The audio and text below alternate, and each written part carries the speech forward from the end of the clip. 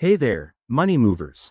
Welcome back to our channel, where we break down financial tasks to make your life easier. Today, we're tackling how to transfer money from Chase to Bank of America in 2025.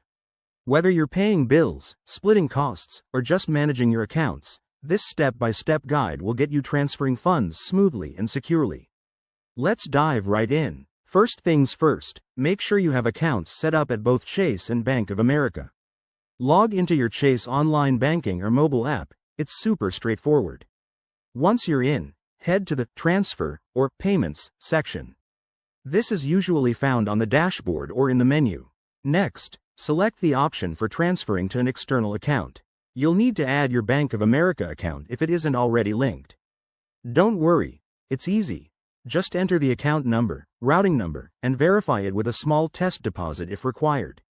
Remember, in 2025, most banks use enhanced security like two-factor authentication, so keep that in mind for a seamless process.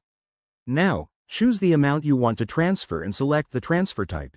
ACH is typically free and takes 1 to 3 business days, while a wire transfer is faster but might cost a fee. Double-check all the details to avoid any errors. Nobody wants money going to the wrong place. Hit confirm, and you'll get a confirmation email or notification. Processing times vary, but with 2025's improved banking tech, it should be quicker than ever. Pro tip: check for any transfer limits or fees specific to your accounts to avoid surprises. And that's it, you've successfully moved your money. If you run into any issues, reach out to customer support from either bank. Thanks for watching. If this helped, give it a thumbs up and subscribe for more financial tips.